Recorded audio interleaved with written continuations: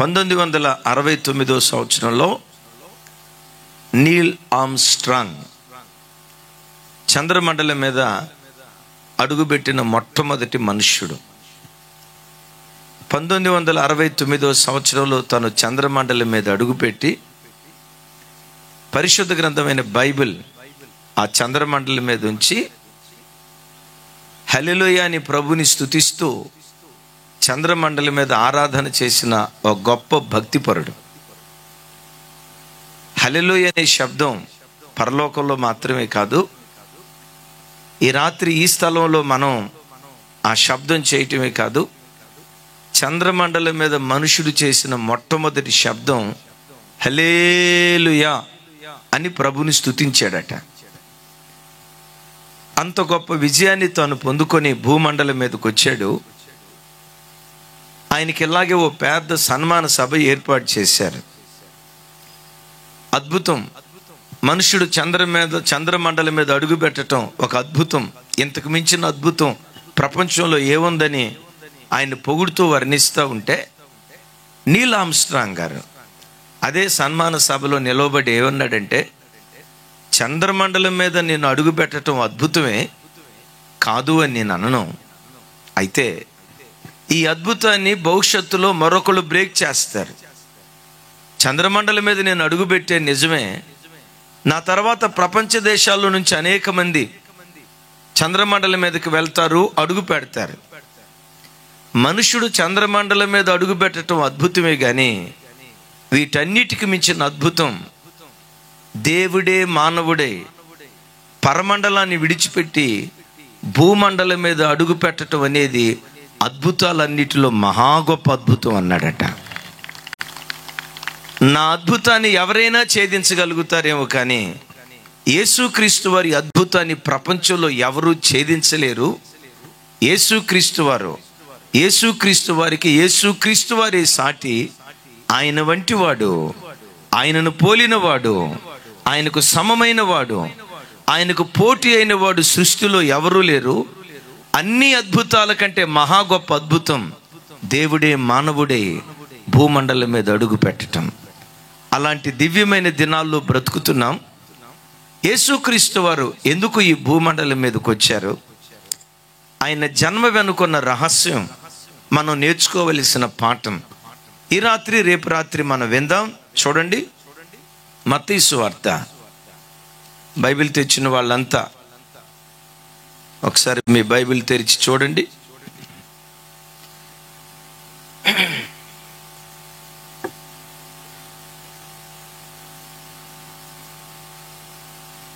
రెండవ అధ్యాయం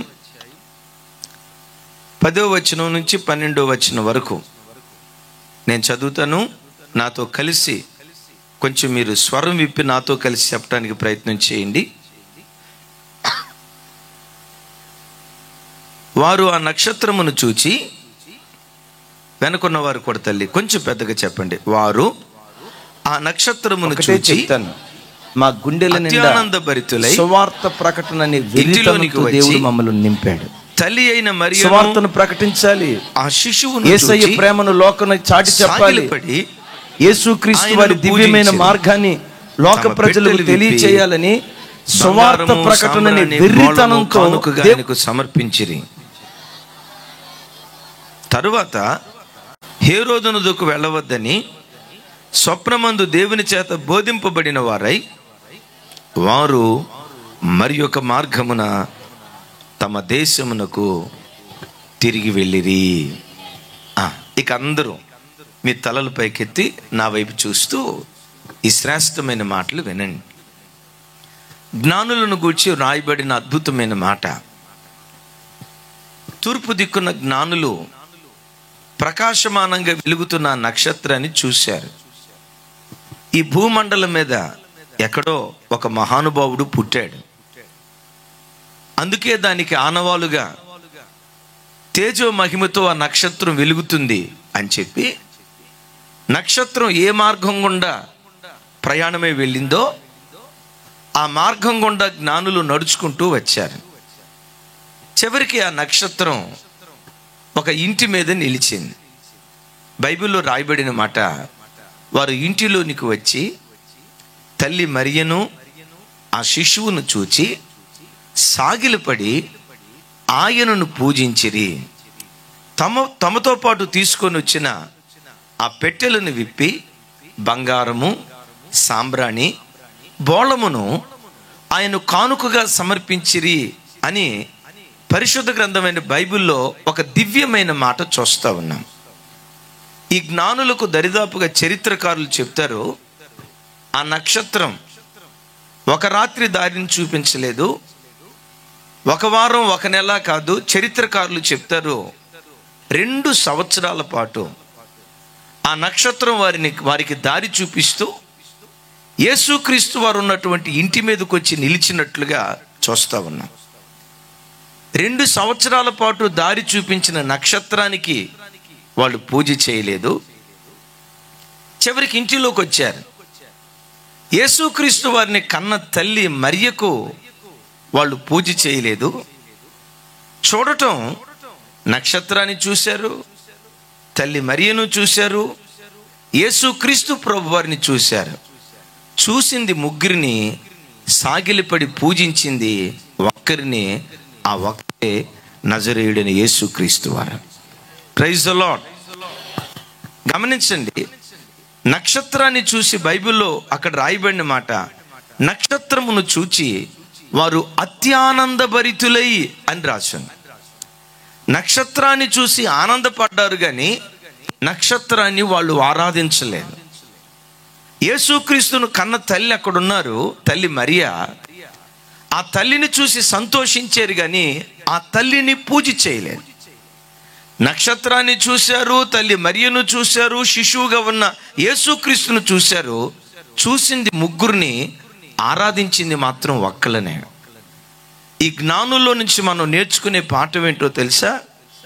ఈ సర్వ సృష్టిలో ఆరాధనకు యోగ్యుడు ఒకే ఒక్క వ్యక్తి. ఆ ఒక్క వ్యక్తే మనమందరము ఆరాధించే నజరేయుడైన యేసుక్రీస్తు వారు. వీళ్ళను వాక్యం జ్ఞానులు అని పిలవటానికి కారణం ఏంటంటే వాళ్ళు నక్షత్రాన్ని పూజించలేదు. చాలామంది వాళ్ళ విశ్వాసం వాళ్ళది, కానీ క్రైస్తవులుగా మన వ్యక్తిగత జీవితాల్లో సూర్య నమస్కారం చేయటం క్రైస్తవునికి తగింది కాదు. నక్షత్రాలను, గ్రహ బలాన్ని చూడటం క్రైస్తవునికి తగింది కాదు. ఈ ప్రకృతిలో దేన్ని కూడా క్రైస్తవుడు ఆరాధించకూడదు. ప్రేమించాలి, అనుభవించాలి. ఇవన్నీ దేవుడు మనకు అనుగ్రహించాడు గనుక సృష్టించబడిన ప్రతి దాన్ని ప్రేమించాలి, అనుభవించాలి. పూజించాల్సింది మాత్రం ఈ సృష్టిని ఏ సృష్టికర్త సృష్టించాడో సృష్టికర్తను మాత్రమే మనం పూజించాలి, కానీ సృష్టిని పూజించకూడదు. చప్పట్లు కొడుతూ ప్రభు స్తోత్రాలు చెప్దాం. ప్రైజ్ ది లార్డ్ చెప్దాం. Praise the lord. ఎందుకు క్రైస్తవ జనంగా మన బ్రతుకులో సూర్య చంద్ర నక్షత్రాదులను మనం పూజించకూడదు? మా చిన్నతనంలో ఈ నెలపొడుపు వచ్చిందంటే, ఇప్పుడు కూడా ఎక్కడో నెలపొడుపు కనపడుతున్నట్టుంది కదా, ఈ నెలపొడుపు వచ్చిందంటే ఒక పండగ. నెలపొడుపు చూసి డబ్బు ముఖం చూస్తే ఇక ఆ నెలంతా డబ్బులు ఉంటాయంటే అనేవాళ్ళు. నెలపొడుపు చూసి వెంటనే 1000 రూపాయల కాగితం, అప్పట్లో 1000 రూపాయల కాగితం లేదు కానీ 100 రూపాయలే ఘనం. 100 రూపాయల కాగితం చూస్తే ఇక ఆ నెలంతా జేబు నిండా డబ్బులు ఉంటాయని అనుకునేవాళ్ళు. మా ఇంట్లో చూసేవాళ్ళు. ఏమి నెలంతా ఉన్నట్టు నాకు గుర్తులేదు. ఆ తర్వాత మా అన్న మొహం చూస్తే కలిసి వస్తుందని నెలపొడుపు చూడటం, మా అన్న మొహం చూడటం కలిసి రాలా. మా అన్న మొహం చూస్తే కలిసి రాలేదని ఆ తర్వాత ఏం చేశారో తెలుసా? రెండో వాడిని నేను నా మొహం చూసి ఇచ్చారు. నా మొహం చూశారు కలిసి వస్తుందని. నా మొహం చూసిన తర్వాత కలిసి వచ్చింది అనుకున్నారా? ఉన్నాయి కూడా పోయినాయి. అంటే చాలామంది ఏంటంటే గ్రహబలాలను విచారించే వాళ్ళు, సూర్య చంద్ర నక్షత్రాదులను ఆరాధించే వాళ్ళను లోకంలో చూస్తూ ఉన్నాం. ఓకే, వాళ్ళ విశ్వాసం వాళ్ళది. ఒక క్రైస్తవుడిగా నీ బ్రతుకులో సూర్య చంద్ర నక్షత్రాదులను ఎందుకు ఆరాధించకూడదో ద్వితీయోపదేశ కాండంలో ఒక అద్భుతమైన మాట రాయబడింది. చూడండి, ద్వితీయోపదేశ కాండం 4వ అధ్యాయం. అందరూ మీ బైబిల్ తెరిచి చూడండి.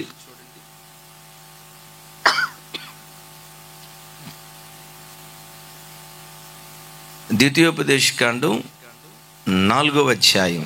అందరూ చూడండి. 19వ వచనం నేను చదువుతాను. 19వ వచనం కొంచెం నాతో కలిసి మాట చెప్పడానికి ప్రయత్నం చేయండి. ఆకాశము వైపు కన్నులెత్తి, వెనుకున్న వాళ్ళు కూడా ఆకాశము వైపు కన్నులెత్తి సూర్య చంద్ర నక్షత్రములైన ఆకాశ సైన్యమును చూచి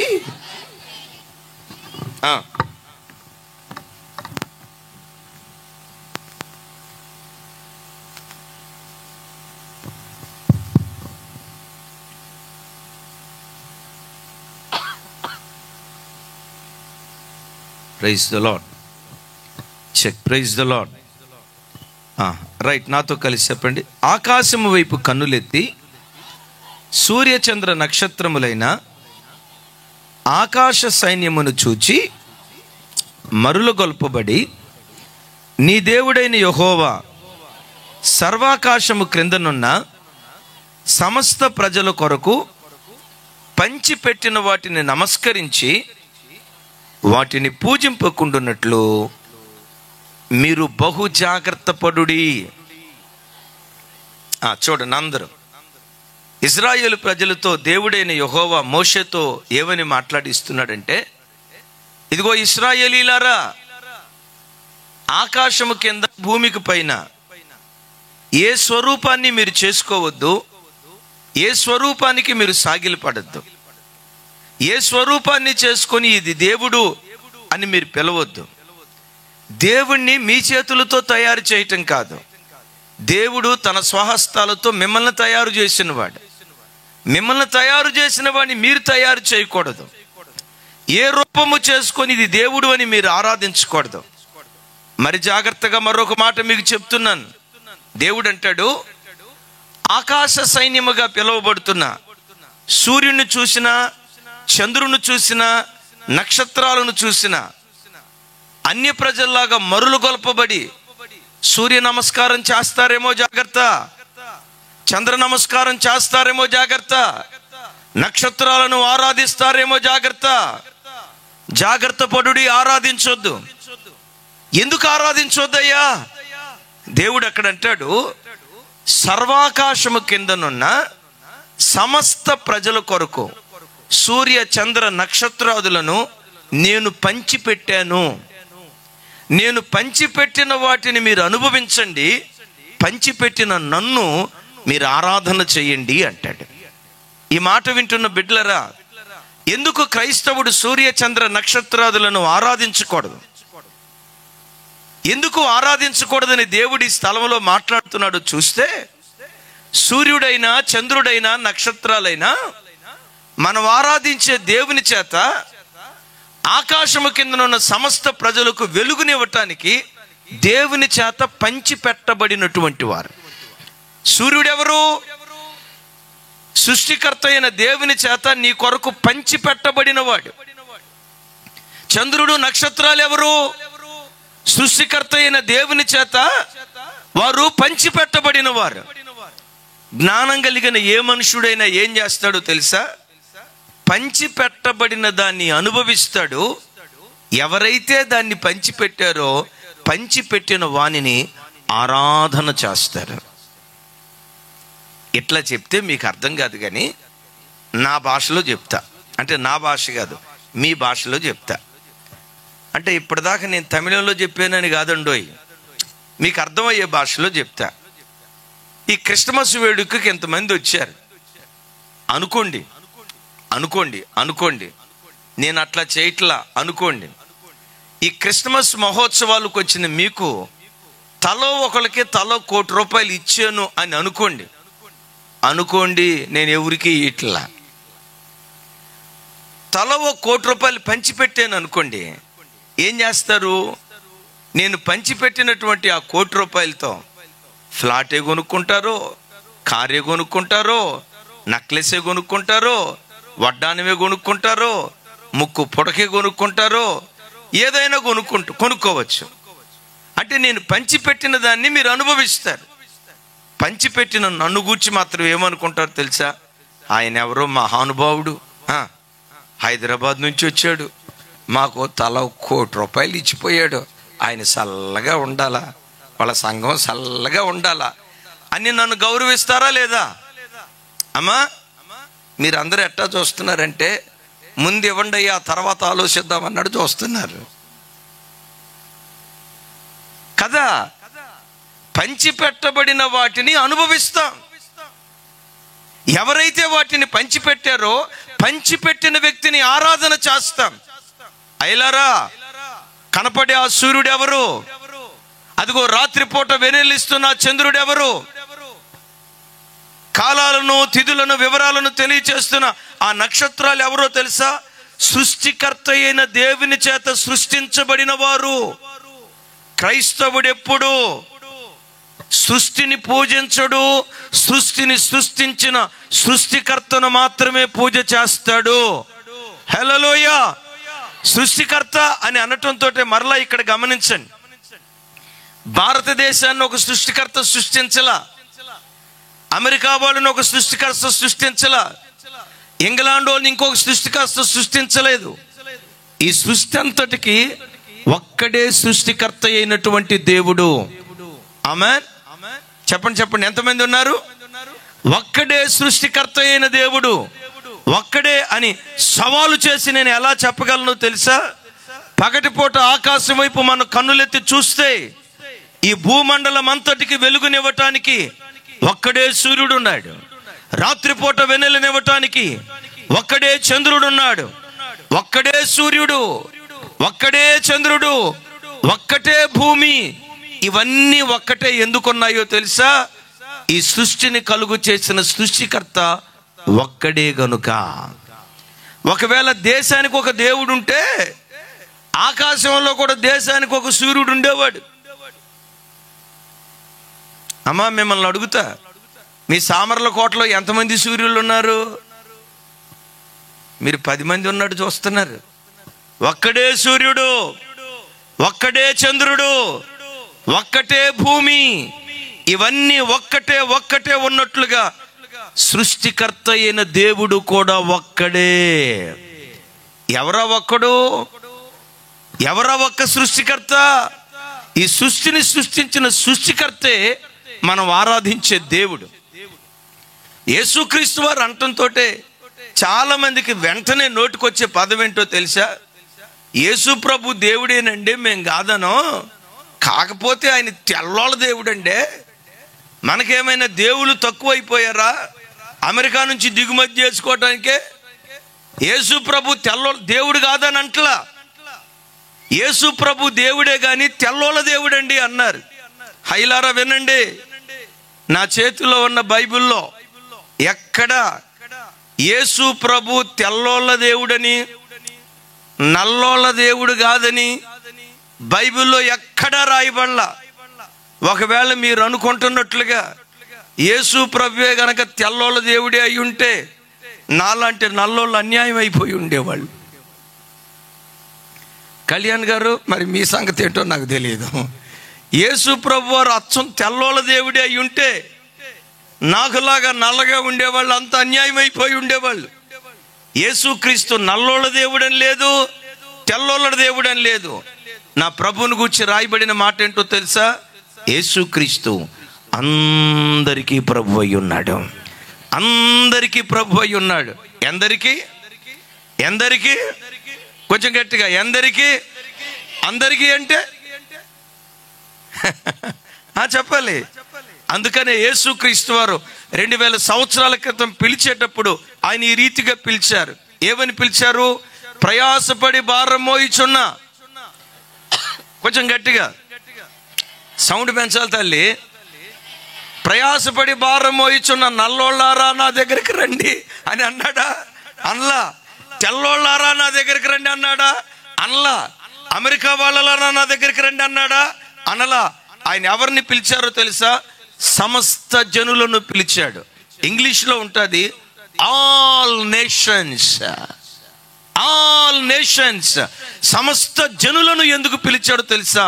సమస్త జనులకు ఆయనే దేవుడు గనుక.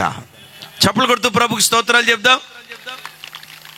అందుకని వాక్యం వింటున్న బిడ్డలారా, క్రైస్తవుడు ఎప్పుడు సూర్యుని ముద్దు పెట్టుకోవటం కానీ, చంద్రుని ముద్దు పెట్టుకోవటం కానీ, నక్షత్రాలను ముహూర్తాలను విచారించటం కానీ ప్రభువు బిడ్డలకు తగినది కాదు. చాలా మంది క్రైస్తవులు, అంటే కొంతమంది, చాలా మంది కాదు, సారీ, కొంతమంది క్రైస్తవులు పెళ్ళేమో పాస్టర్ గారి చేత చేయించుకుంటారు. పెళ్లి తేదీనేమో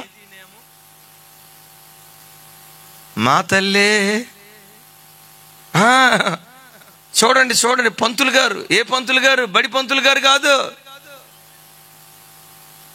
పెళ్ళేమో పాస్టర్ గారు, పెళ్లి తేదీనేమో ఇంకొకరి దగ్గరికి వెళ్ళి అయ్యగారు ముహూర్తం చూడండి అయ్యగారు, మంచి రోజు చూడండి అయ్యగారు, చెడ్డ రోజు చూడండి అయ్యగారు, ఏ రోజు ముహూర్త బలం బాగుందో, గ్రహ బలం బాగుందో వాటిని విచారిస్తారు.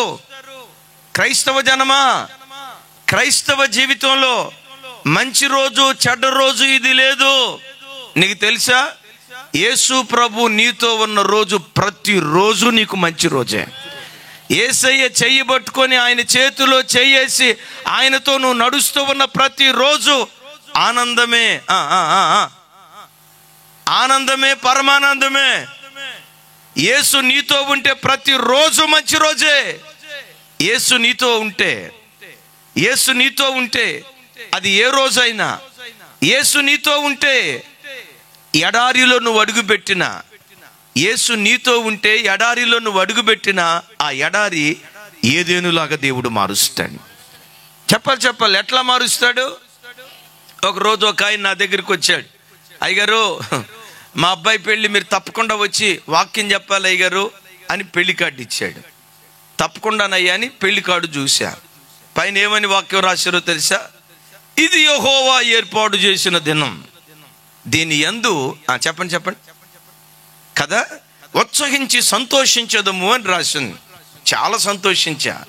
ఈ కింద పేర్ల దగ్గరికి వచ్చేసరికి, వాళ్ళ అబ్బాయి దగ్గరికి వచ్చేసరికి చీ అని 2 చుక్కలు పెట్టి పేరు రాశాడు, మోహన్ అని. చీ ఏంటయ్యా అన్న. ఏమండి ఏంటేంటి? అది రాయిలా, ముందు చీ అని 2 చుక్కలు పెట్టాడు, చీ అన్నాడు. ఇదేంటయ్యా అన్న. వాళ్ళ కాబోయే కోటల దగ్గర ఏమి రాశాడో తెలుసా? చీ సౌ లా, చీ లా సౌ అని రాశాడు. ఇదేం పేరే వెరైటీగా ఉంది. దాని తర్వాత ఇంకొక పేరు ఉంది. కిందకు వచ్చేసరికి ఏముందో తెలుసండి? వివాహం శుభముహూర్తాన 9:45 జరపబడును అని రాశాడు. మనోడు సెకండ్లు కూడా వదిలిపెట్టలా.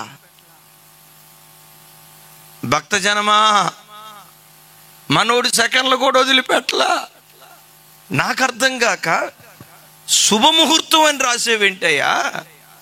క్రైస్తవులకు ముహూర్తాలు అనేవి లేవు కదా. అది నువ్వు సెకండ్లు కూడా వదిలిపెట్టలేదు. నాకు డౌట్ వచ్చింది. సెకండ్లు కూడా వదిలిపెట్టలేదంటే మొత్తానికి ఏదో తేడా ఉందిరా బాబు నాకు అనిపించి, అయ్యగారు ఈ పెళ్లి తేదీ ఎవరు నిర్ణయించారు అన్నాడు.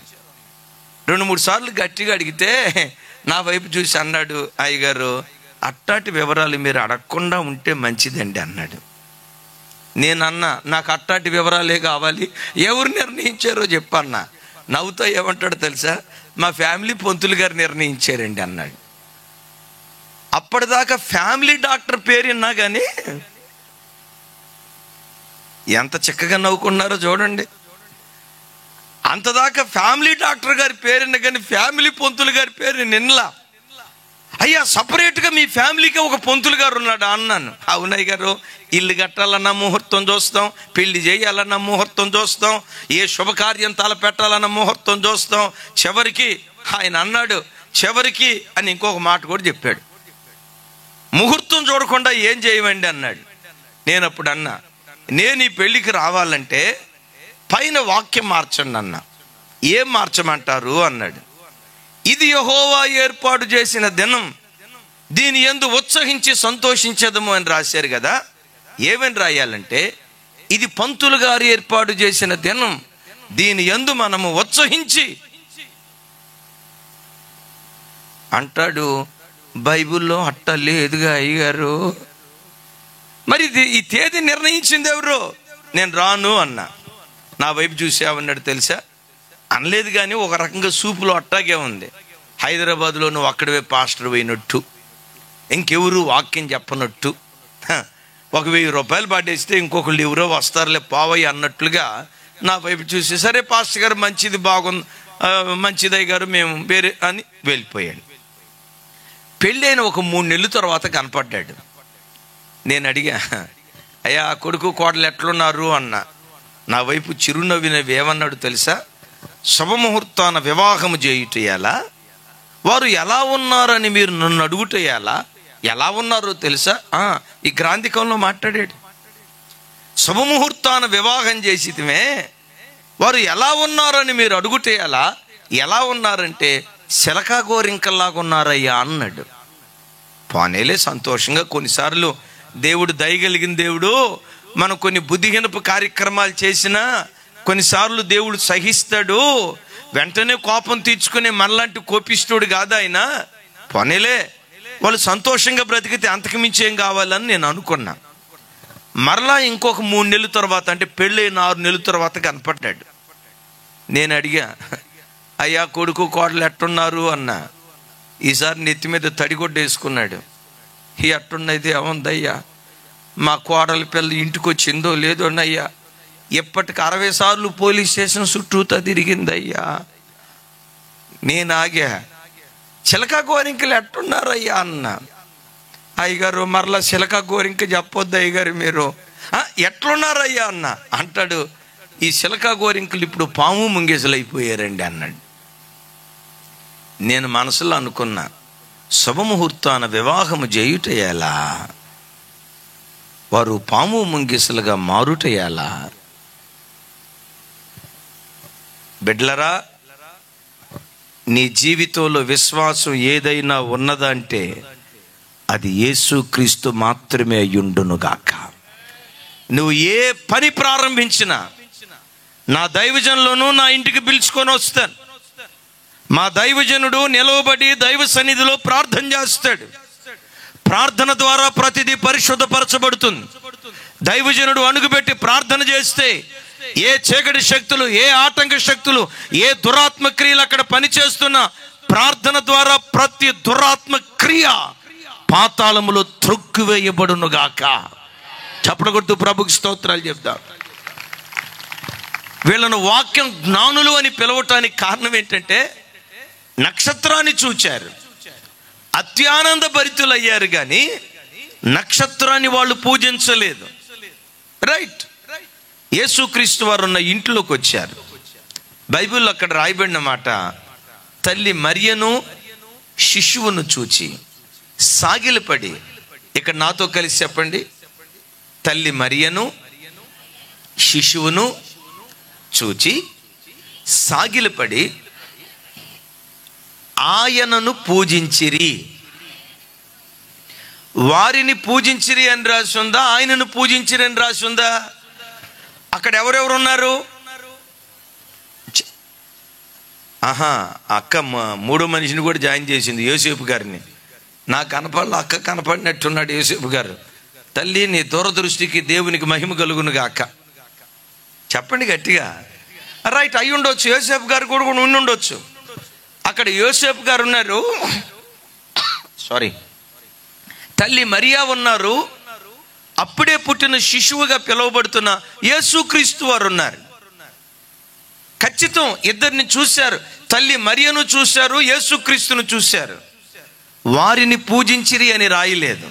ఏమని రాసింది? ఏమని రాసింది? కొంతమంది ఏమంటారంటే, ఏమండి మేము యేసు ప్రభు వారిని పూజ చేస్తాం, తల్లి మరియను పూజ చేస్తాం. ఎందుకయ్యి అంటే, కొడుకు ఎంత గొప్పోడైనా తల్లి కంటే గొప్పోడు కాదు కదా. మేము యేసు ప్రభుని పూజ చేస్తాం, తల్లి మరియను పూజ చేస్తాం అని కొంతమంది వాదిస్తూ ఉంటారు. అమలారా ఐలారా, తల్లి మరియా పునీతురాలు, తల్లి మరియా పరిశుద్ధురాలు.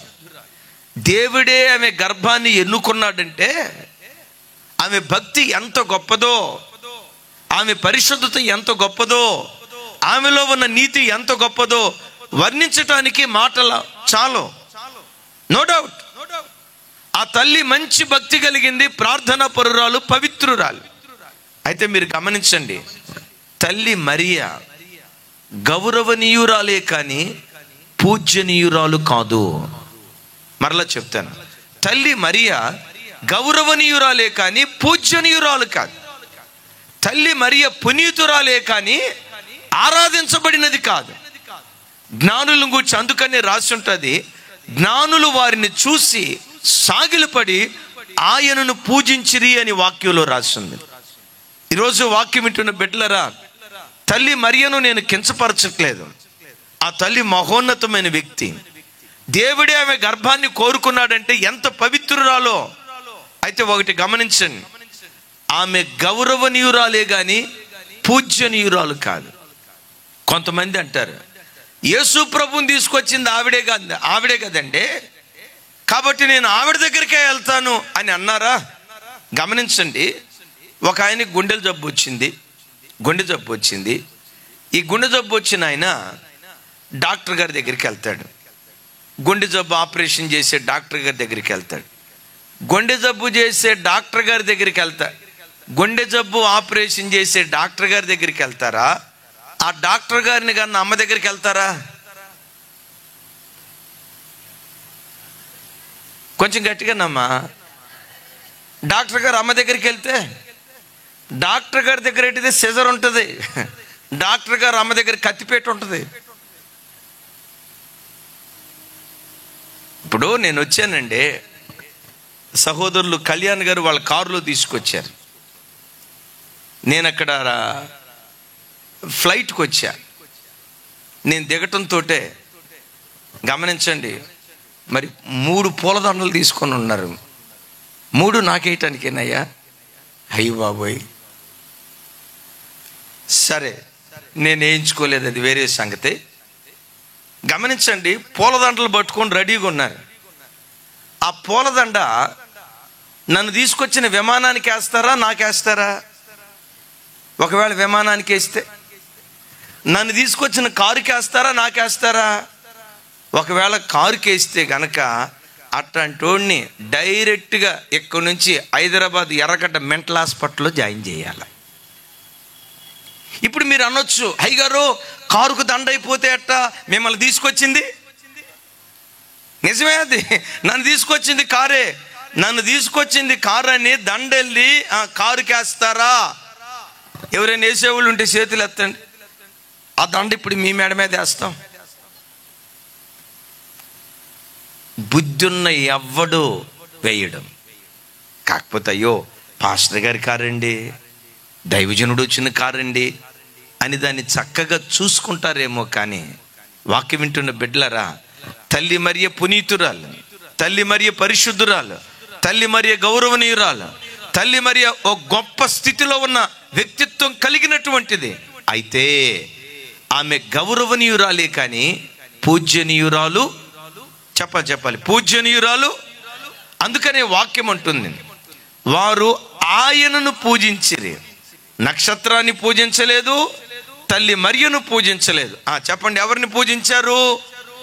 ఈ సృష్టిలో పూజార్హుడైన దేవుడు సాగిలిపడి నమస్కరించుటకైనా, చేతులెత్తి ఆరాధించుటకైనా, నోటితో కృతజ్ఞతాస్తుతులు తెలియచేయుటకైనా, మోకరించి ప్రార్థించుటకైనా, చప్పట్లు కొడుతూ కరతల ధ్వనులతో ఆనంద గానాలు చేయటానికైనా యేసుక్రీస్తు వారు ఒక్కరే యోగ్యులు.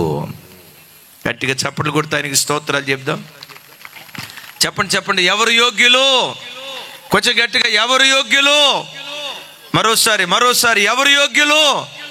యేసుక్రీస్తు ఒక్కడే పూజనీయుడు, యేసుక్రీస్తు ఒక్కడే ఆరాధనీయుడు, ఆరాధనకు యోగ్యుడు, స్తుతులకు పాత్రుడు యేసుక్రీస్తు వారు ఒక్కరేనని ఆయన నామాన్ని బట్టి కనపరుస్తూ చప్పట్లు కొడుతూ స్తోత్రాలు చెప్దాం. రైట్, ఇక్కడ ఒక మంచి మాట చెప్తా మీకు. యేసుక్రీస్తును పూజ చేయటానికి, ఆరాధన చేయటానికి వాళ్ళతో పాటు వాళ్ళు ఏమేమి తీసుకొచ్చారట?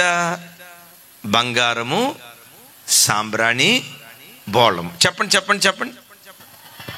బంగారము, మరొకసారి, బంగారము, సాంబ్రాణి, బోళము. ఏమేమి తీసుకొచ్చారు? ఇంకొకసారి చెప్పండి. యేసయ్యకు కానుకలుగా సమర్పించారు. బిడ్డలారా, నీ దేవుడు ఉన్నతమైన దేవుడు.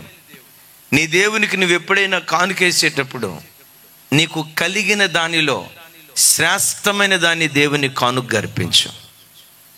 నీకు కలిగిన దానిలో విలువ కలిగిన దాన్ని దేవునికి కానుకగా అర్పించు. దేవునికి కానుకగా అర్పించిన నిన్ను మరచిపోవటానికి నా దేవుడు అన్యాయస్తుడు కాదు. నీకు తిరిగి ఇచ్చేటప్పుడు నూరంతలుగా ఇవ్వటానికి దేవుడు శక్తి కలిగినటువంటి వాడు. చూడండి, వీళ్ళు దేవునికి కానుకగా ఇవ్వటానికి చూడండి ఏం కానుకగా ఇచ్చారట. మొట్టమొదటి మాట చెప్పండి, బంగారాన్ని కానుకగా ఇచ్చారు. ఒకసారి నా వైపు చూడండి. మీరు ఎప్పుడైనా మీలో ఎప్పుడైనా మీకు జ్ఞాపకం ఉండి మీ వేలుకొన్న ఉంగరం, ఎందుకులే ఈ వేలుకు ఉంగరం, దేవుని పరిచర్యకి వేసేద్దామని ఎప్పుడైనా మీ వేలుకొన్న ఉంగరం బంగారం, మీ వేలుకొన్న బంగారం కానుకలు పెట్టులో కానుకేసిన వాళ్ళు ఎవరైనా ఉంటే చేతులు ఎత్తమనను. కానీ ఎందుకు ఎత్తమన్నో తెలుసా? ఉండకపోవచ్చు గనక. నేను సిగ్గుపడకూడదని చెప్పట్లేదు ఆ మాట. ఎప్పుడైనా మీ వేలుకొన్న బంగారం, మీ మెడలో ఉన్న బంగారం, మీకు కలిగిన దానిలో శ్రేష్టమైన దాన్ని ఎప్పుడైనా దేవునికి ఇచ్చారా? ఇస్తే మీరు ధన్యులో. ఒకవేళ ఇవ్వకపోతే అలాంటి అవకాశం కొరకు మీరు వెతకండి. యేసయ్యకి మహిమ కలుగును గాక. వీళ్ళు యేసయ్యను ఆరాధించడానికి వచ్చినప్పుడు శ్రేష్టమైన బంగారాన్ని దేవునికి కానుకగా వాళ్ళు సమర్పించారు. సహజంగా మన పద్ధతి ఎట్లుంటుందో చెప్తా. మన కానుకలు పెట్టి దగ్గర కానుకేయటానికి వచ్చినప్పుడు జేబులో చేయి పెట్టి, నా వైపు చూడండి, 2000 రూపాయల కాగితం ఉంది, 500 రూపాయల కాగితం ఉంది, 100 రూపాయల కాగితం ఉంది, 10 రూపాయల కాగితం ఉంది. చెప్పండి, ఇప్పుడు కానుకేయటానికి ఏ కాగితం తెస్తాను చెప్పండి? ఎంత కరెక్ట్గా చెప్పారు ఏంటమ్మా. మన చెయ్యి ఎక్కడికి వెళ్ళేది ఎక్కడికో తెలుసా? 10. ఏఆర్ స్టీవెన్సన్ గారు చెప్తా ఉంటారు కానుక పట్టేటప్పుడు 10. ఏమని పాట పాడతారంటే, క్రైస్తవులు ఎట్లుంటారంటే, ఎన్ని సంవత్సరాలు వాక్యం విన్నా, దేవుడు ఎంత గొప్ప ఆశీర్వదించినా కానుకేసేటప్పుడు మాత్రం 10 10 10.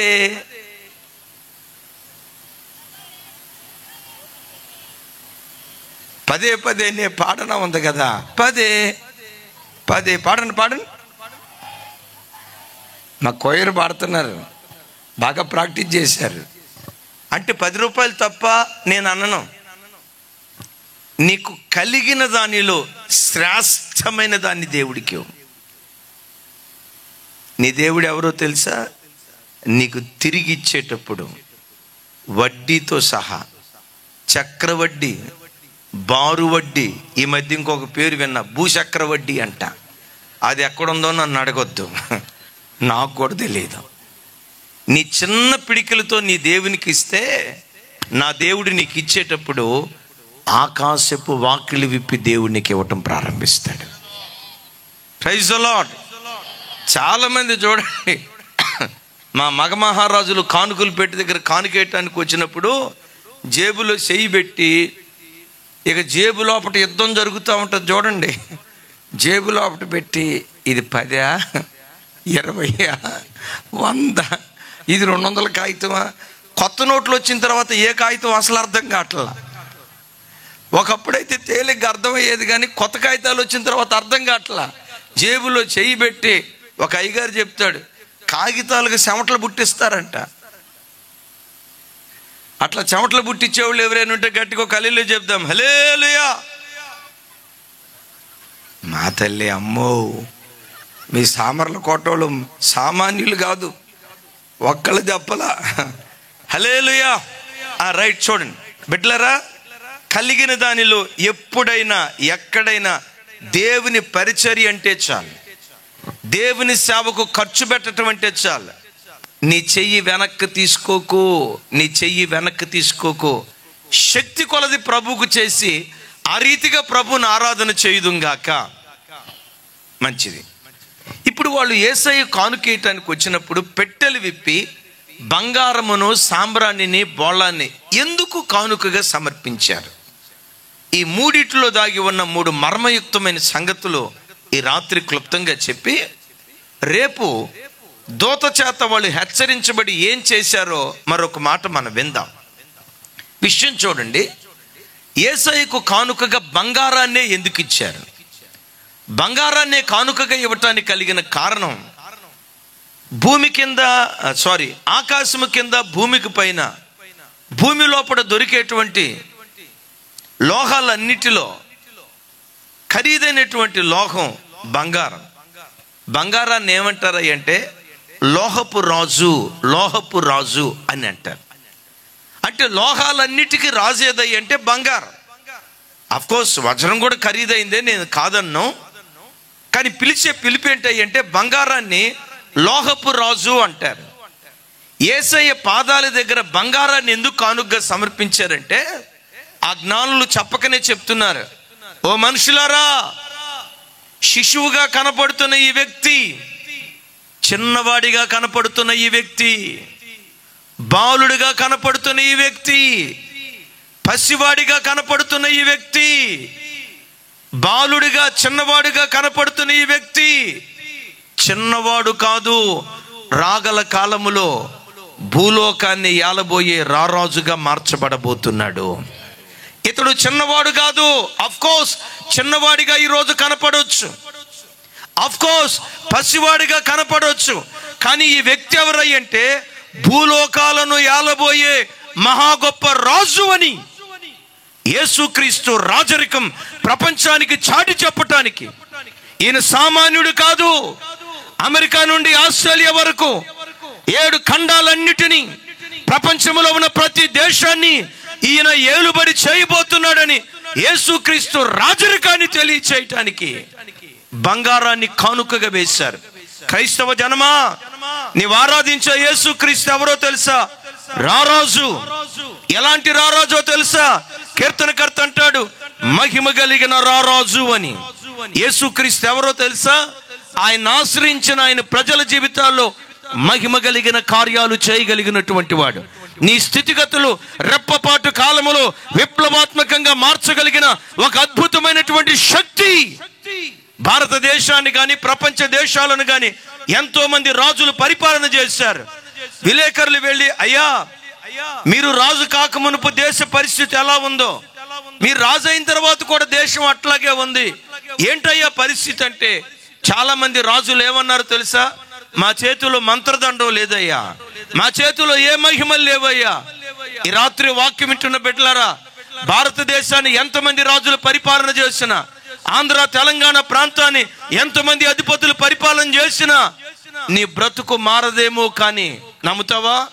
యేసు నీ బ్రతుకులు రాజై నీ హృదయ సింహాసనం మీద ఆసీనుడై నిన్ను పరిపాలన చేయటం ప్రారంభిస్తే రెప్పపాటు కాలములో నీ పరిస్థితులు మార్చగలిగిన ఒక మహిమ కలిగిన రాజు నేను ప్రకటించే యేసు క్రీస్తు వారు. ఆయన ఎంత మహిమ కలిగిన రాజు, ఎలాంటి మహత్కార్యాలు నీ జీవితంలో చేయగలడో వాటిని వివరించడానికి నా నోటి మాటలు చాలు. ఎలాంటి కార్యాలు చేయగలుగుతాడో తెలుసా? ఇది జరుగునా అని నీవు అనుకొనని భీకర కార్యాలు జరిగించగలిగినటువంటి వాడు. ఇది అసాధ్యం, ఇది జరగదు, ఇది దుర్లభం, ఇది ఇంతే అని చేతులెత్తేసేవే, అలాంటి పరిస్థితులను కూడా చక్కదిద్దటానికి నేను ప్రకటించే దేవుడు శక్తి కలిగినటువంటి వాడు. ఆయన ఎంత మహిమ కలిగిన వాడో ఒకసారి నా వైపు చూడండి. దేవుడు నరుణ్ణి చేసేటప్పుడు ఈ మహిమ కలిగిన దేవుడు నరుణ్ణి చేసేటప్పుడు మనిషిని దేనితో చేశాడంటే నేల మట్టితో చేశాడు. అమ్మ, మనందరినీ దేవుడు దేనితో చేశాడు? కొంచెం గట్టిగా. తొల్లిటి మనుషుడు దేనితో చేయబడ్డాడు? అవునో కాదో మీకు తెలియాలంటే, ఎప్పుడైనా చెమట పట్టినప్పుడు ఒళ్ళు ఇట్లా రుద్దామనుకోండి, ఏం బయటకు వస్తుంది? బంగారమా? మా తల్లి, బంగారం రాదు. ఏమొస్తుంది? ఎందుకో తెలుసా? ఒరే మట్టివిరా నువ్వు అని ఆ మట్టి చెప్తుంది. మనిషిని దేవుడు నేల మట్టితో చేశాడు. గమనించండి, ఈ సృష్టిలో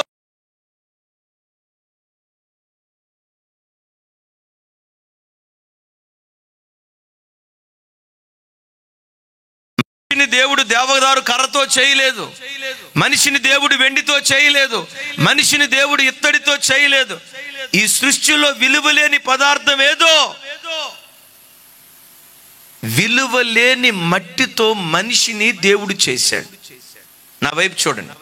మట్టి విలువలేనిదా కాదా? మట్టి విలువ ఎవరు చెప్పలా. సరే నేను చెప్తాను చూడండి. మీరు అట్లా నడుచుకుంటా వెళ్తున్నారు, కాలుకు మట్టి అయింది. కాలుకు మట్టి అయితే ఏం చేస్తారు? అమ్మా వెంటనే చీ అని చెప్పి ఇట్లా రుద్దేసుకుంటారు, కడిగేసుకుంటారు. కాలుకు అట్లా మట్టి కాకుండా బంగారం అంటితే ముందు అంటుకొని ఆ తర్వాత చెప్తామంటారా? బంగారమే కనుక అంటుకుంటే పీటీ ఉషా పరిగెత్తినట్టు పరిగెత్తారు, ఇక కనపడరు. చూడండి, దేవుడు మనిషిని బంగారంతో చేయలేదు సుమి, నేల మట్టితో చేశాడు. ఒక విచిత్రం చూడండి, నేల మట్టితో మనిషిని చేశాడు. మట్టి విలువలేనిది. ఇంకొక మాట కూడా మీకు జ్ఞాపకం చేస్తా. ఈ సృష్టిలో ఉన్న జీవరాశులన్నిటిలో అత్యంత మేధో సంపత్తి కలిగిన జీవరాశి ఏదో తెలుసా? మనిషే. మనిషి చంద్రమండలం మీద అడుగు పెట్టాడు, అంగారగ్రహం మీద అడుగు పెట్టాడు, విమానాన్ని కనిపెట్టాడు. నమ్మండి, నిన్న రాత్రి ఇదే సమయంలో దుబాయ్లో వాక్యం చెప్తున్నా.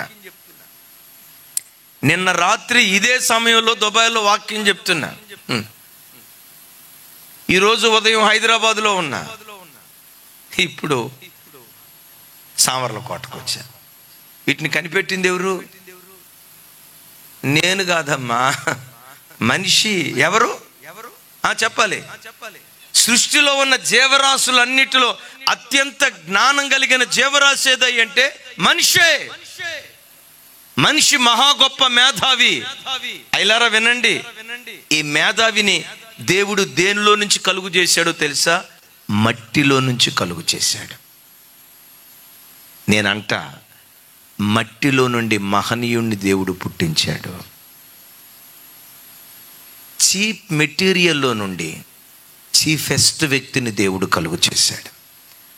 ఒకవేళ ఈరోజు ఈ వాక్యం వింటున్న బిడ్డలరా, నీ గ్రామంలో, నువ్వు బ్రతుకుతున్న పట్టణంలో, నీ బంధువుల మధ్య, నీ రక్త సంబంధికుల మధ్య మట్టిలాగా ఒక విలువలేని బ్రతుకు ఒకవేళ నువ్వు బ్రతుకుతున్నావేమో. నిన్ను చూసిన ప్రతివాడు, ఛీ ఇదెంత, దీని బ్రతుకెంత, వీడెంత, వీడి కుటుంబం ఎంత, ఇదెంత, దీని పిల్లలు ఎంత అని మట్టికైనా కాస్తైనా విలువిస్తారేమో కానీ నిన్ను చూస్తే ఒక విలువలేని దానిగా, విలువలేని వాడిగా ప్రజలు మాట్లాడుతూ ఉంటే, ఈ రాత్రి ఒక శుభవార్త. మట్టి లాంటి నీ బ్రతుకుకు మహిమను ప్రసాదించగలిగిన వాడు నేను ప్రకటించే మహిమా స్వరూపుడైన యేసుక్రీస్తు వారు. నీ జీవితంలో ఎంత మహత్తైన కార్యాన్నైనా చేయగలడు. ఈ మేధావిని మట్టిలో నుంచి పుట్టించగలిగిన వాడు. ఈ రాత్రి నేను ప్రకటించే నా యేసుక్రీస్తు, ఎక్కడ విలువలేని దానిగా బ్రతికావో, ఎక్కడ తృణీకరించబడి బ్రతికావో, ఎక్కడ అవమానపరచబడ్డావో, తృణీకరించబడిన చోటే మూలకు తలరాయిగా నా దేవుడు నిన్ను మార్చునుగాక. మూలకు తలరాయిగా నా దేవుడు నిన్ను నిలవబెట్టునుగాక. నా వైపు చూడు. మాది గుంటూరు జిల్లా, పుట్టిన ఊరైతే మంగళగిరి దగ్గర. నేను 4వ తరగతి చదివే రోజుల్లో, నా వైపు చూడండి అందరూ, 4వ తరగతి చదివే రోజుల్లో విపరీతమైన జ్వరం వచ్చింది మే నెలలో. మా సమీప బంధువు ఒక ఆవిడ సంపూర్ణమని, ఆ నర్సక్కకి మా నాన్నగారు ఫోన్ చేశారు, బాబుకు జ్వరం వచ్చిందమ్మా, వచ్చి ఇంజెక్షన్ చేసి వెళ్ళమ్మా అని. ఆవిడ వచ్చింది. టెంపరేచర్ బాగా ఎక్కువ ఉంది మామయ్య, టాబ్లెట్ ఇస్తే జ్వరం తగ్గదు, ఇంజెక్షన్ చేయాలని చెప్పి నా ఎడం చేతికి ఇంజెక్షన్ చేసి వెళ్ళిపోయిందండి. వెళ్ళిపోయిన అర్ధగంట నుంచి నా ఎడమ చేయి ఎవరో ఇట్లా మెలేస్తున్నట్లుగా విపరీతమైన నొప్పి. ఏడుస్తూ ఉన్నా. అమ్మా నొప్పి తట్టుకోలేకపోతున్నానన్నా. ఇంజక్షన్ చేసిన చెయ్యి కదయ్యా, కాస్త నొప్పి అట్లాగే ఉంటుంది అందే. నొప్పి విపరీతం అయిపోతుంది. అమ్మ తట్టుకోలేకపోతున్నాను అంటే వాళ్ళు ఏదో కొబ్బరి నూనె రాసి మర్దన చేశారు, తగ్గల. విషయం తెలుసా? ఏ ఎడం చేతికైతే ఇంజక్షన్ చేసిందో ఆ ఎడం చెయ్యి, ఈ ఎడం చెయ్యి పోలియో వచ్చిన చెయ్యిలాగా చచ్చుపడిపోయింది. చెయ్యి ఇట్లా చచ్చుపడిపోయింది. తెల్లారి లేచి చూస్తే చెయ్యి ఎట్లా అయిపోయింది. జ్వరం తగ్గిద్దని ఇంజక్షన్ చేపిస్తే జ్వరం తగ్గకపోగా ఏమిటా బిడ్డ చెయ్యి ఎట్లా అయిపోయిందని మంగళగిరి, విజయవాడ, గుంటూరు హాస్పిటల్ చుట్టూతో తిప్పారు. నా చిన్నతనంలో సంవత్సరం పాటు నా ఎడం చేతికి పసరకట్టు, పిండి కట్టు ఉండేది. చేతికి పిండి కట్టేస్తే ఆ రోజుల్లో పిండి కట్టు వేసిన తర్వాత దరిదాపుగా నెల రోజుల పాటు పిండి కట్టు తీసేవాళ్ళు కాదు.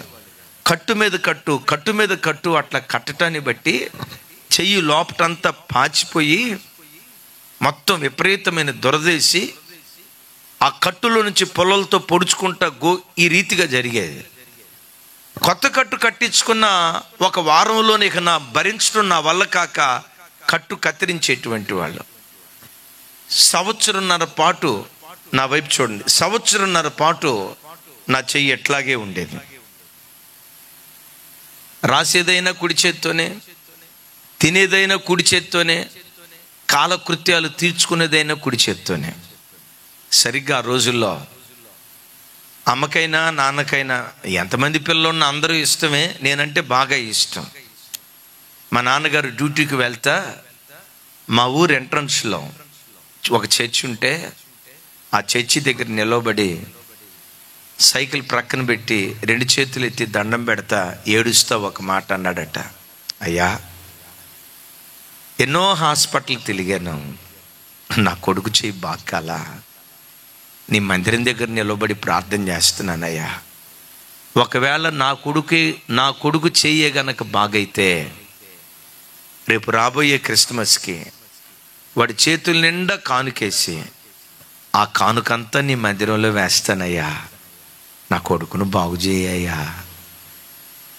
మా నాన్న చర్చెదురుగా వెక్కి వెక్కి ఏడ్చాడట.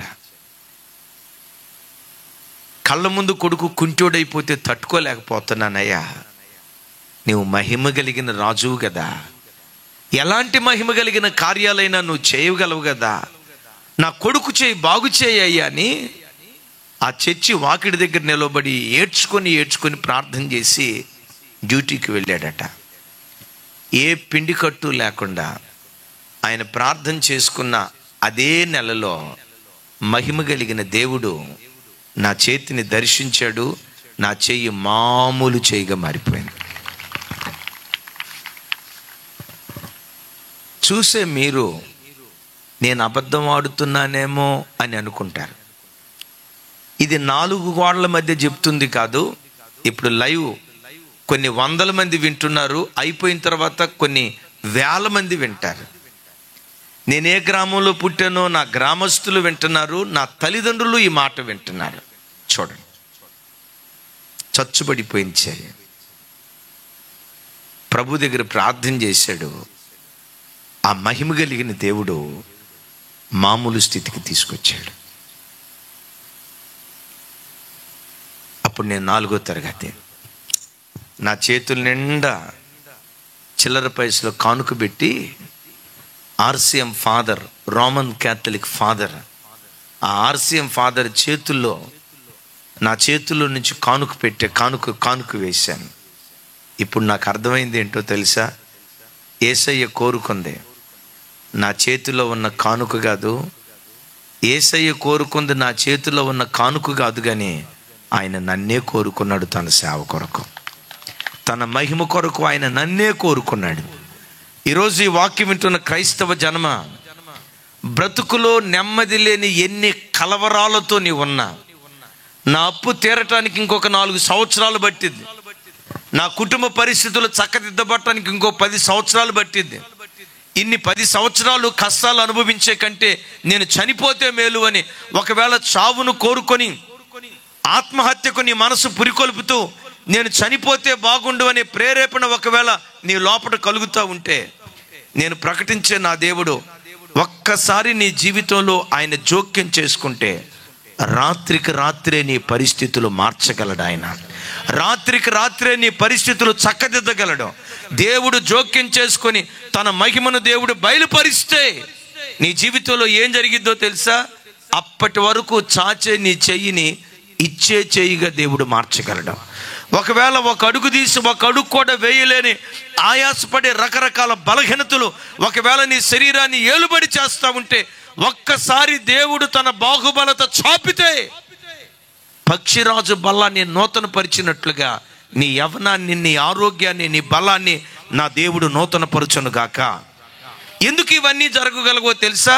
ఒక్కటే, ఆయన మహిమ కలిగిన రాజు. చెప్పండి చెప్పండి చెప్పండి కొంచెం గట్టిగా. ఎవరైనా వాళ్ళు బంగారం ఎందుకు కానుగ్గా ఇచ్చారంటే, అయ్యలారా, శిశువుగా కనపడుతున్న ఈ చిన్న బాలుడు చిన్నవాడు కాదు, ఇతడు పెరిగి పెద్దవాడైన తర్వాత భువి నేలబోయే రారాజుగా మార్చబడబోతున్నాడు, ఈయన మహారాజుగా నిలబడబోతున్నాడని యేసుక్రీస్తు వారికి బంగారాన్ని కానుగ్గా సమర్పించారు.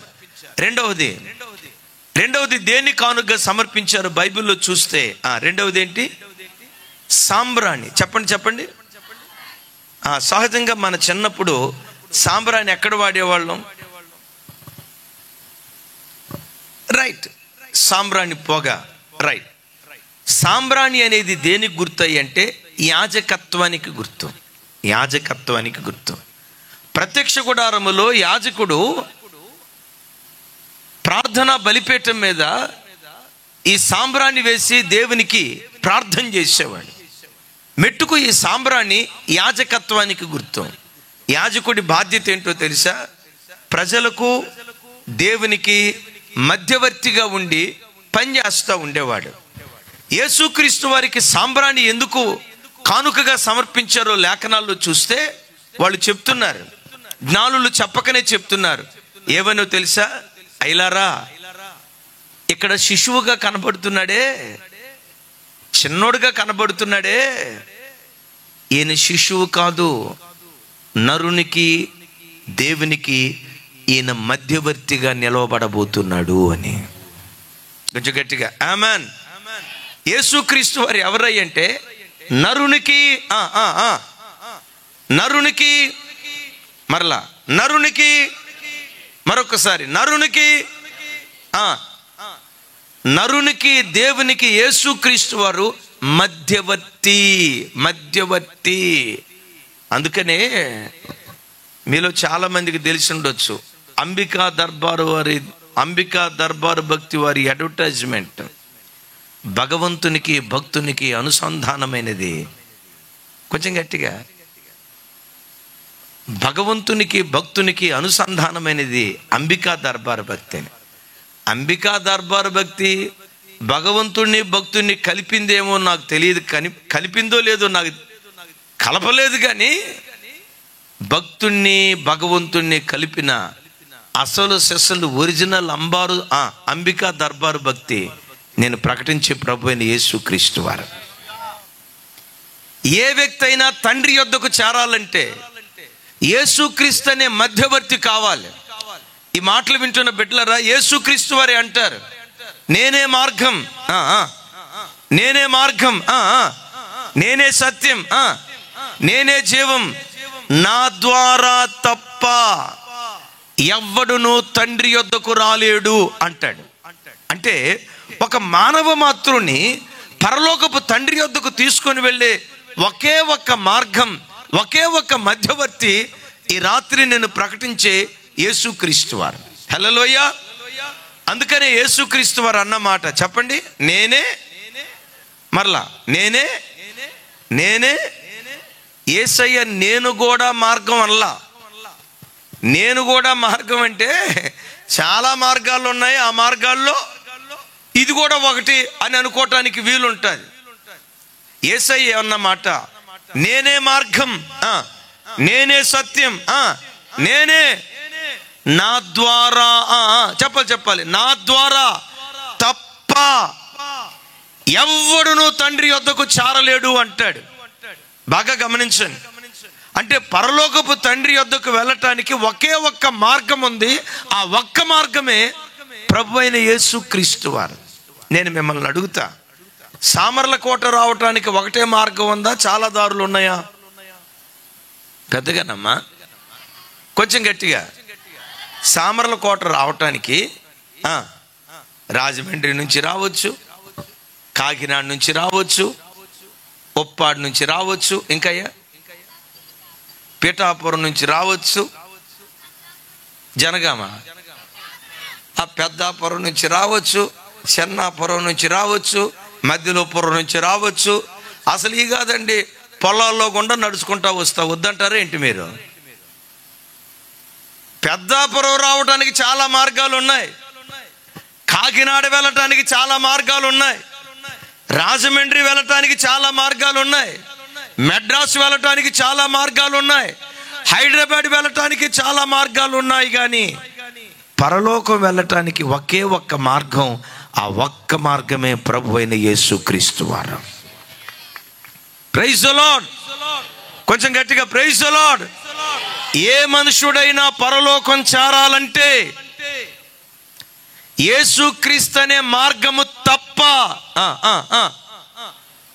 మరొక మార్గము. అందుకని ఆయన అన్నమాట నేనే. చెప్పండి. బైబిల్లో మనం ఆరాధించే దేవుడు తన దైవత్వాన్ని గురించి చెప్పేటప్పుడు పదే పదే ఏమన్నారో తెలుసా? నేనే దేవుడను, నేను తప్ప వేరొక దేవుడు నీకు ఉండరాదు. నేనే అనే పదం అధికారం కలిగిన పదం. గమనించండి. అయ్యా, ఈ స్థలపు ఓనర్ గారు ఎవరు అని అడిగాం. అక్కడ ఒక 10 మంది ఉన్నారు. ఆ 10 మందిలో ఓనర్ ఒక ఆయన ఉన్నాడు. ఈ స్థలపు ఓనర్ ఎవరు అని అంటంతో ఆ 10 మందిలో ఒక ఆయన ఏమంటాడు? నేనే. అయ్యా, ఈ బిడ్డకు తండ్రి ఎవరు? ఆడు తండ్రి ఉన్నాడు అనుకోండి, ఏమంటాడు? నేనే.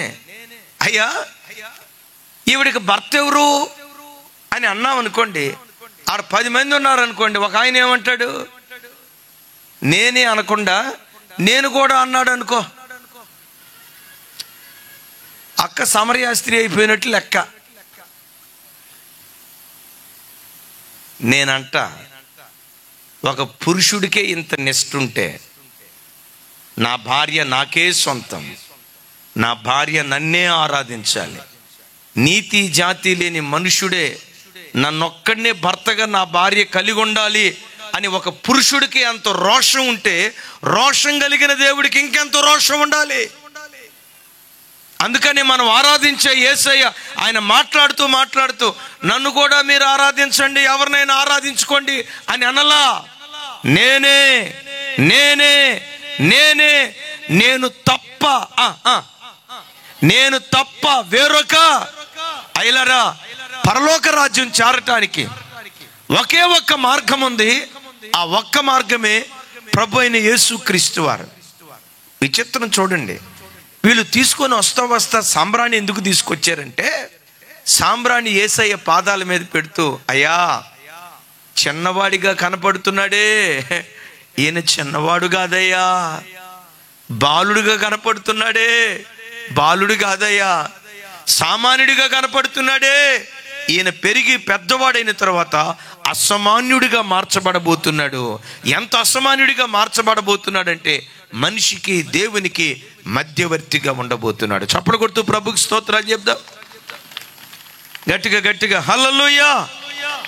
ఆఖరి మాట 2 నిమిషాల్లో చెప్పి నేను ముగిస్తాను. నా వైపు చూడండి అమ్మా.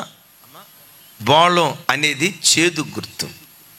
అంటే శిశువుగా కనపడుతున్న యేసుక్రీస్తుని గూర్చి వాళ్ళు ఏమని ప్రవచించారో తెలుసా? ఈ చిన్న బిడ్డ పెరిగి పెద్దవాడైన తర్వాత మనందరి పాపమనే బోళాన్ని తాగబోతున్నాడు. ఈయన ద్వారా ప్రపంచంలో ఉన్న సమస్త మానవాళి పాపానికి ప్రాయశ్చిత్తం కలగబోతుంది.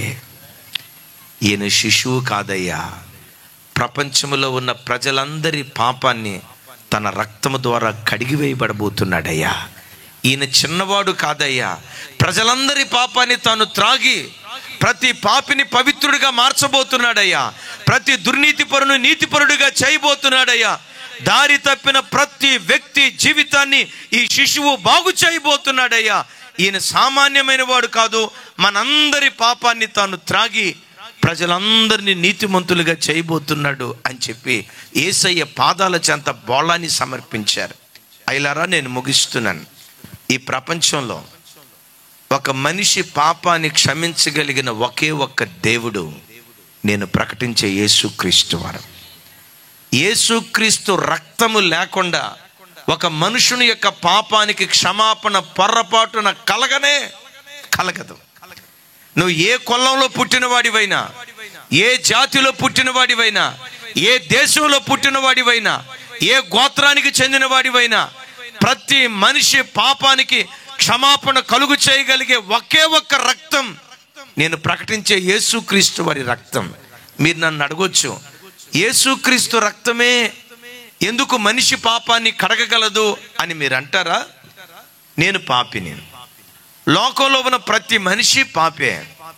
మనుషుని పాపం కడగబడాలంటే, నా రక్తంలో ఉన్న పాపం తొలగించబడాలంటే పాపము లేని రక్తం నాకు కావాలి. నాలో ఉన్న పాపం తొలగిపోవాలంటే పాపము లేని దేవుడు నాకు కావాలి. నాలో ఉన్న దోషం పోవాలంటే దోషము లేని రక్తం నాకు కావాలి. వెతకండి, ఎన్ని మత గ్రంథాలు మీరు వెతికినా దోషము లేని ఒకే ఒక్క దేవుడు, పాపము లేని ఒకే ఒక్క దేవుడు, పాపము చేయని ఒకే ఒక్క దేవుడు, నిర్దోషిగా బ్రతికిన ఒకే ఒక్క దేవుడు, నిష్కలంకమైన ఒకే ఒక్క రక్తం, పాపము ఎరుగని పవిత్రమైన జీవితం జీవించిన ఒకే ఒక్క దేవుడు, పాపము ఎరుగని పరమ పవిత్రుడైన ఒకే ఒక్క దేవుడు ఈ రాత్రి నేను ప్రకటించే నజరేయుడైన యేసుక్రీస్తు వారు. ఆయనకి చప్పటి కొడుతూ ప్రభుకి స్తోత్రాలు చెప్దాం. నా వైపు చూడండి. అయిలారా, దేవుడు అని పిలువబడిన వారు కోకొల్లలుగా ఉన్నారు, కానీ పరిశుద్ధ దేవుడని పిలువబడే ఒకే ఒక్క దేవుడు ఈ రాత్రి నేను ప్రకటించే నజరేయుడైన యేసుక్రీస్తు వారు. ఏం చెప్పాను? దేవుడు అని పిలువబడిన వారు, దేవుడు అని పిలువబడిన వారు కోకొల్లలుగా ఉన్నారు. రోమీలకి చాలా మంది దేవుళ్ళు దేవతలు ఉన్నారు. గ్రీసు దేశస్తులకి చాలా మంది దేవీ దేవతలు ఉన్నారు. రోమా దేశంలో, గ్రీసు దేశంలో ఉన్న ఒక సామెత ఏంటంటే, ఆ దేశాల్లో ఉన్నట్ట దేవుళ్ళు ఎక్కువైపోయి ట్రాఫిక్ జామ్ అయిపోయేదంట.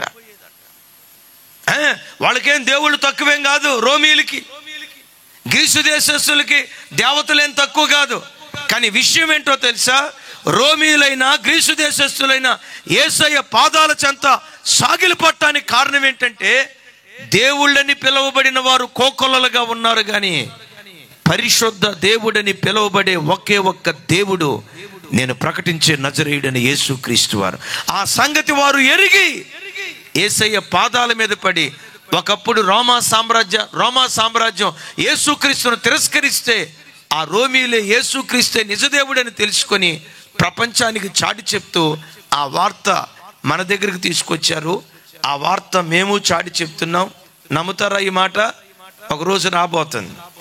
భారతదేశంలో ఉన్న ప్రతి మనిషి యేసయ్య పాదాల చెంత సాగిలు పడబోతున్నాడు. కులభేదం లేకుండా, మతభేదం లేకుండా, వర్గభేదం లేకుండా, వర్ణభేదం లేకుండా, జాతి భేదం లేకుండా ఈ దేశమంతా యేసయ్య పాదాల చెంత సాగిలు పడబోతుంది. దేశ ప్రజలంతా ప్రభు తట్టు తిరగబోతూ ఉన్నారు. యేసయ్యకి మహిమ కలుగును గాక. ఈ వాక్యం వింటున్న నీ బ్రతుకులో నీ పాపం నీకు శాపంగా మారిపోక మునిపే, ఏ పాపంతో నీ వచ్చినా యేసయ్య పాదాల చెంత ఒక్క క్షణం నిలవబడి, దేవా నేను పాపిని, నా పాపం కడగటానికే 2000 సంవత్సరాల క్రితం నీ ప్రశస్తమైన రక్తాన్ని చిందించావయ్యా, నా పాప దోషాన్ని కడుగయ్యా అని పశ్చాత్తాపంతో దేవుని సన్నిధిలో నువ్వు ప్రార్థన చేయగలిగితే, నమ్ముతావా? అసలు సిసలు క్రిస్మస్ పండుగ అప్పుడు నీ జీవితంలో ప్రారంభమవటం ప్రారంభిస్తుంది. నిజమైన క్రిస్మస్ అప్పుడు ప్రారంభమవుతుంది.